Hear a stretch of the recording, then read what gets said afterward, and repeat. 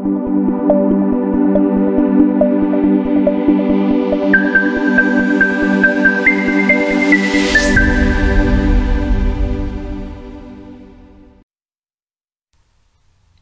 friends, welcome back to Nurses Nook and Corner. Today in this video we are going to discuss about one of the life-threatening condition. There may be any expected or unexpected event, but recognizing it and acting to overcome it saves life. Therefore, to save life, you should know about the basics of shock, the most serious life-threatening condition. Before going in detail, if you didn't subscribe the channel, don't forget to subscribe and press the bell icon to get the uploaded videos immediately. When we say a patient is in shock, the cells of a body does not get enough blood flow. Therefore, the cell and organ do not get enough oxygen and nutrient to survive and function properly, which leads to multi-organ damage. This state we call as shock, where all the organ dysfunction occurs. Understand that multi-organ damage leading to shock does not happen immediately. It happens stage by stage. Let's see the stages of shock. The first stage we call as initial stage, the second is compensatory stage, third is progressive stage, and the final fourth stage is irreversible stage. Let's see in detail one by one.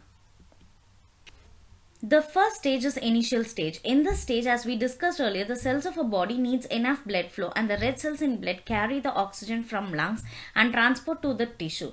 When there is hypoperfusion, that is decreased blood flow or low blood flow in the blood vessel, there will be decreased oxygen to tissue, which we call as hypoxia. Hence, cells normally working in aerobic metabolism changes to anaerobic. Aerobic works in oxygen and converts to energy, whereas in anaerobic state, it works without oxygen and therefore it produces less energy. As a result of this, there will be a large amount of lactic acid, that is lactate, and carbon dioxide, leading to metabolic and respiratory acidosis. This stimulates and activates the chemoreceptors in the artery and send impulses to the respiratory center, that is the medulla oblongata. Therefore, it will increases the respiratory rate and the respiratory depth. This is the initial stage of shock and it is recognized by three clinical findings, that is the tachypnea, increased heart respiratory rate, high lactate, and acidosis. Now let's see the second stage, that is the compensatory stage. Sometimes we can call it as non-progressive stage of shock. Here the patient will have normal blood pressure because our body tries to compensate and maintain the blood pressure. During this stage, initially there will be a decreased mean arterial pressure, that is hypotension, which lead to decreased baroreceptor firing in the aorta and the arteries. Therefore, the endocrine system compensates by releasing antidiuretic hormone, adrenocorticotropic hormone, and also initiate the renin-angiotensin-aldosterone hormone. It therefore, as a result of it, it increases the renal water absorption, stimulates to produce the adrenaline and noradrenaline. Angiotensin 2 has a potent vasoconstrictor and aldosterone increases the water reabsorption. Through this hormone, it compensates and maintains the normal blood pressure. The clinical findings we can recognize in this stage are the patient have tachycardia, tachypnea, oliguria, restless, pale, cool and clammy skin, decreased bowel sound, and compensated metabolic acidosis can be found in this stage. If the compensatory mechanism fail and exhausted, then we call it as third stage, that is progressive stage or decompensated stage of shock. Here, the inflammatory response are activated and the patient condition worsens rapidly. Unless we treat the patient rapidly, there will be a poor prognosis in the patient. Here, the patient will have a severe hypotension, that is systolic blood pressure will be less than 90 mmHg. The overall condition of the patient deteriorates.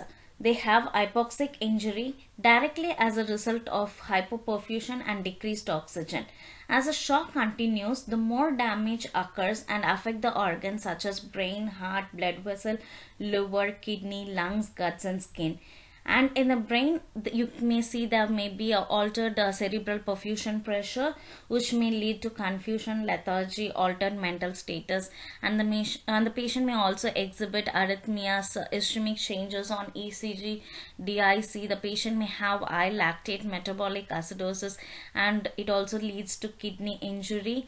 And as a severe hypoxia, the patient may have respiratory distress syndrome, and you can also see the patient may having ileus, and there will be a severe vasoconstriction which may lead to cool and clammy skin.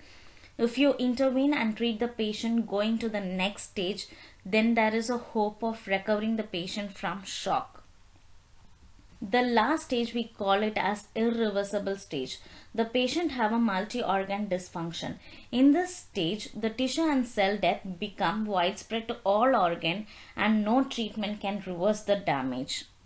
The clinical finding are the patient will be in coma, no reflex response, systolic BP less than 70 mmHg, decreased heart rate, absent peripheral pulses, slow Kinestoke respiration, cold cynosed, molted skin, and anuric. It's too late to intervene and recover the patient.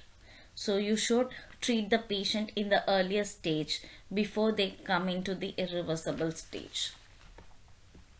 In shock, early recognition and intervention can easily revert this cascade of events and save lives. If you have any suggestion or queries, give in the comment box.